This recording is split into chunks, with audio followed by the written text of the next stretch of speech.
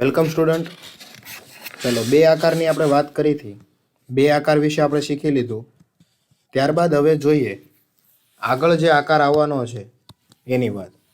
બરાબર છે?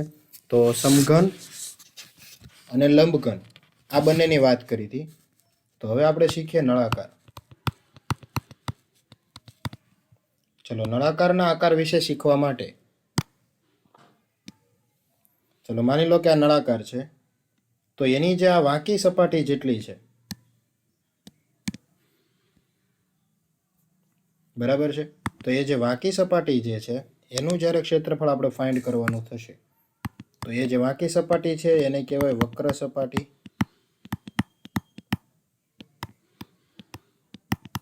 તો વક્ર સપાટીનું ક્ષેત્રફળ થશે 2πr/h.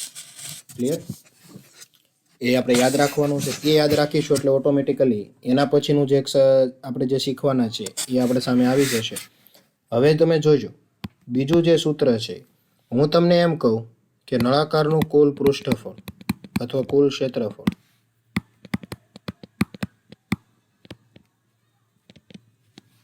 તો શું થશે? 2πr/h તો આવશે, કેમ કે વાંકી સપાટી અહીંયા જ્યાં તમને રાઉન્ડ દેખાય એ તો આવવાનું જ છે. બરાબર છે? સાથે સાથે તમે જોઈ શકો ઉપર બી રાઉન્ડ આવશે, નીચે બી રાઉન્ડ આવશે. એટલે રાઉન્ડ એટલે વર્તુળ, તો એકવાર πr², બીજી વાર πr². ગણતરી કરીશું 2πr/h પ્લસ 2πr². ચલો, બંનેમાં 2πr છે. હું કોમન કાઢીશ તો અહીંયા શું વધશે? h.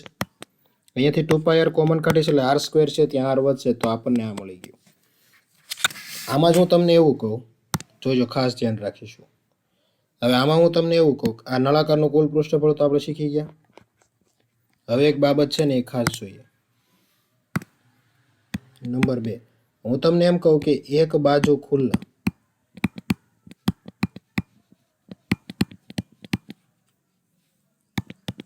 ચલો, એક બાજુ ખુલ્લો હશે એટલે માની લો કે આ ઉપરથી ખુલ્લો છે, તો નીચેથી બંધ હશે. નીચેથી બંધ હશે તો 2πr/h તો આવવાનું જ. તો નીચેથી એક જે બંધ હશે એને આપણે πr² કહી શકીએ. ક્લિયર? તો એને તમે πr² કહેશો તો એનું સૂત્ર બનશે, આમાંથી શું કોમન નીકળશે?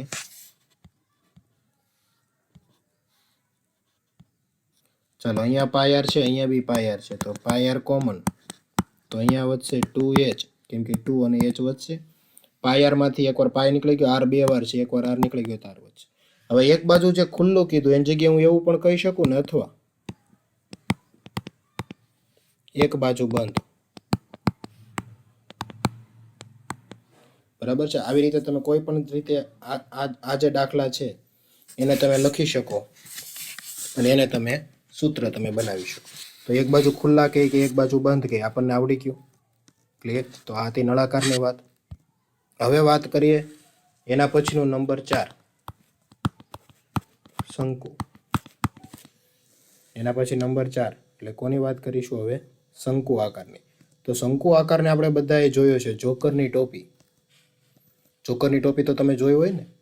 એ જોકરની ટોપી એટલે શંકુ આકાર થશે. શું થશે? જોકરની ટોપી એટલે શંકુ આકાર. જો હું તમને દોરી બતાવું.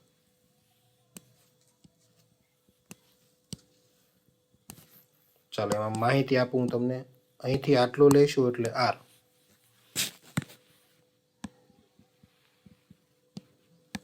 આ h થશે અને આ l થશે. તો r, h અને l ના તમને દરેકના નામ આપું. l એટલે ત્રાસી ઊંચાઈ અથવા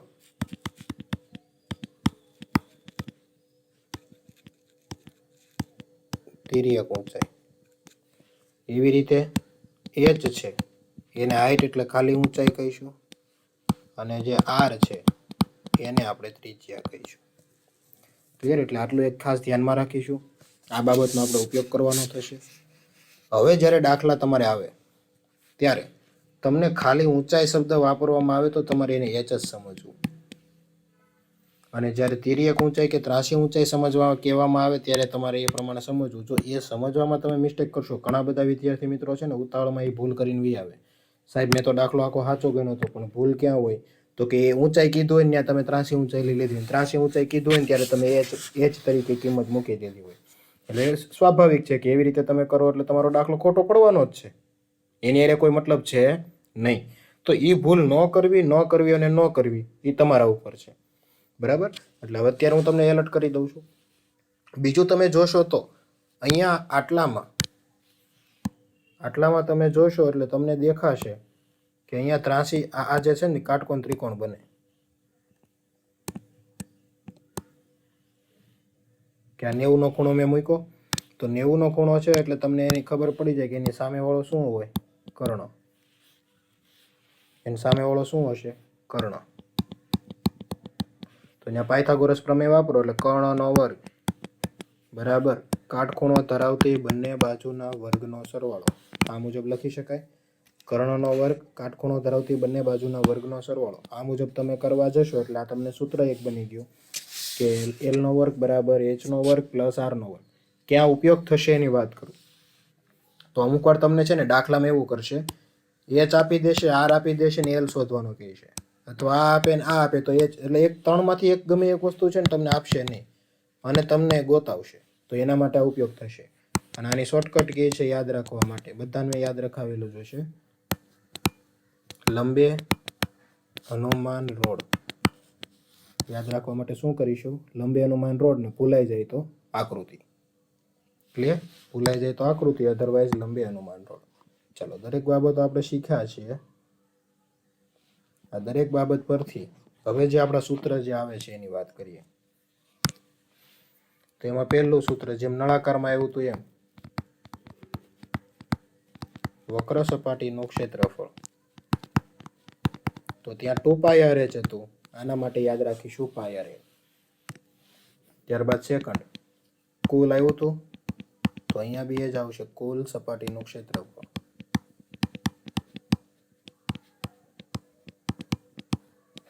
તો કુલ સપાટીનું ક્ષેત્રફળ એટલે πr l તો છે જ.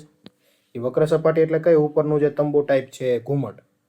અને કુલ સપાટી કહેશે એટલે નીચેનું આ તમારે વર્તુળ પણ લેવું પડશે, બરાબર છે. તો એ થશે πr². બંનેમાંથી πr કોમન તો અહીંયા વધશે પહેલામાં l ને પછીનામાં 2 વાર r છે તો 1 વાર r વધશે. ક્લિયર? આ થઈ ગયું એનું સૂત્ર.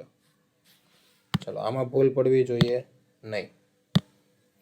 બે સૂત્ર યાદ રાખવાના છે, બરાબર છે. તમને બંધ શંકુ કહી શકે કુલને બદલે. બંધ શંકુ એટલે નીચેથી બંધ કરી દેવાનું. આ પ્રમાણે છે. નીચે હું વર્તુળ ફિટ કરી દઉં. તમે તંબુમાં ગયા હશો તમને ખબર છે નીચે આકાર કેવો હોય?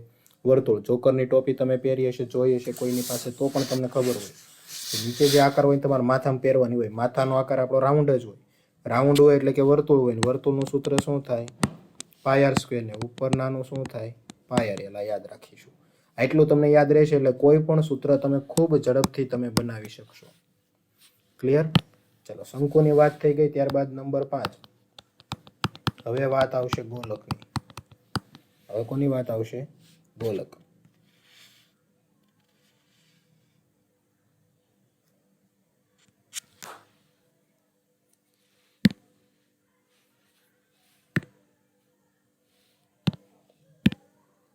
ચલો, ગોલક તમને દેખાય છે? ક્લિયર? તો આ ગોલકની વાત થઈ ગઈ.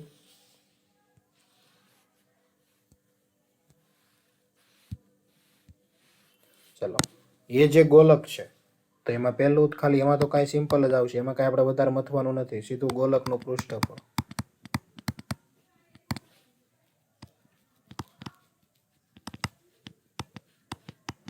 તો ગોલકનું પૃષ્ઠફળનું સૂત્ર યાદ રાખીશું 4πr². ક્લિયર? આ 4πr² પછી વર્તુળને ગોલક બંને અલગ યાદ રાખીશું. વર્તુળમાં પૃષ્ઠફળ નહીં આવે, વર્તુળ માટે શું આવે? વર્તુળ માટે આવશે ક્ષેત્રફળ, એ થશે πr². એટલે વર્તુળનું આ ગોલકનું પૃષ્ઠફળ અને ત્યારબાદ વર્તુળનું, તો આ બંને આપણે ધ્યાનમાં રાખીશું કે એમાં ભૂલ પડવી જોઈએ નહીં. એટલે વર્તુળનું ક્ષેત્રફળ આવે છે, ગોલકનું પૃષ્ઠફળ આવે. ગોલક જે હોય ને આ રીતે 3D હોય, બધી બાજુ એના રાઉન્ડ શેપ હોય. ક્લિયર? તમને ભલે વર્તુળ લાગતું હશે પણ આપણે એને સમજવાનું છે ગોલક. ગોલકના આધારે હવે આપણે જે સોલ્વ કરીશું અને એના ઉપયોગના આધારે આગળ વધીશું. અને એ માહિતી જે છે હવે પછીનું સૂત્ર જે છે એ છે અર્ધગોલક. તો માની લો કે જે રબરનો દડો છે એને તમે 2 ટુકડા કરી નાખો છો વચ્ચેથી, અને તમને જે આકાર મળે છે એ આકાર એટલે અર્ધગોલક થાય છે. એ આકાર એટલે કયો આકાર થશે?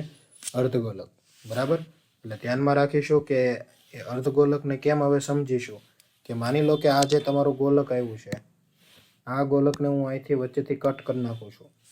ક્લિયર? ખરેખર આમ જોવા જઈએ ને તો અહીંયાથી ત્રિજ્યાઓ હોય એની.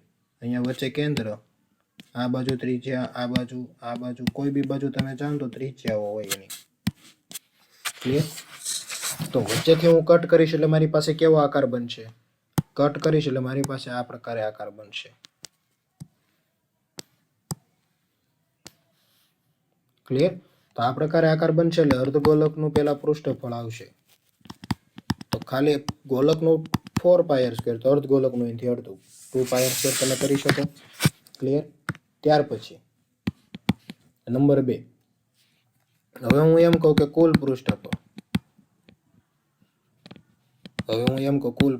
તો 2πr² તો હતું જ, પ્લસ આ નીચે તમે જોઈ શકો કે આ જે ખુલ્લો ભાગ હોય એને હું બંધ કરી દઉં. રબરના દડાને તમે કટ કરો એટલે વચ્ચેથી હેઠે તમને ખુલ્લો ભાગ દેખાતો હોય, એને તમે બંધ કરી દીધો.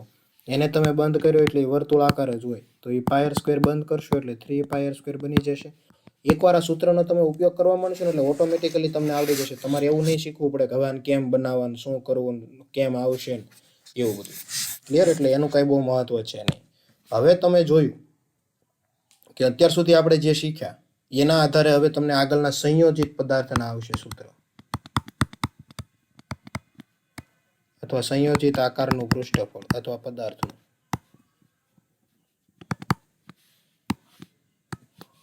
ક્લિયર? તો એમાં પહેલું માની લો કે હું આ પ્રમાણે કઈ રીતે સંયોજિત પદાર્થ. ચાલો, આ નળાકાર છે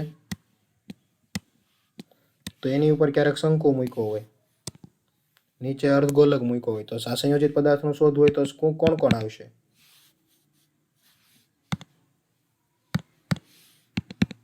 તો પહેલું આવશે નળાકાર, ત્યાર પછી આવશે શંકુ, ત્યાર પછી આવશે અર્ધગોલક. ચલો, નળાકારનું સૂત્ર આપણને આવડે, 2πr, શંકુનું આવડે πr, અને ત્યારબાદ અર્ધગોલકનું આવડે 2πr². ત્રણેયની કિંમતો મૂકો, ટોટલ કરો એટલે તમારો આન્સર આવશે. એ રીતે ક્યારેક એવું કહેવામાં કે બંને બાજુ શંકુ છે, બંને બાજુ અર્ધગોલક છે, આવું કોઈ પણ તમને પૂછી શકે એટલે તમને આવડવું જોઈએ. ક્લિયર?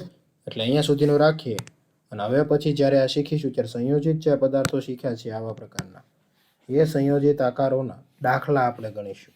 મેં તમને કીધું એ જ રીતે આવી રીતે આવશે. દવાની કેપ્સ્યુલ બનાવી છે, બે બાજુ વર્તુળ ફિટ કરીને ગુલાબજાંબુ બનાવ્યું છે, ક્યાંક રમકડા બનાવ્યા હશે એવા. બરાબર છે?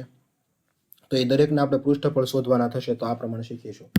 એટલે ખાસ એક તમને માહિતી કે સૂત્રનું લિસ્ટ બધાએ બનાવેલું હોવું જોઈએ. બધા પાસે સૂત્ર લિસ્ટ હોવું જોઈએ. એક બુકમાં કે એક પેજમાં તમારે લખેલા હોવા જોઈએ. સૂત્રનું લિસ્ટ હશે એટલે તમે ક્યારેક તૈયારી કરશો, અને તૈયારી કરશો ક્યારેક એનો તમે ઉપયોગ પણ કરી શકશો, અને એના આધારે આપણે દાખલા સરળ થઈ જશે.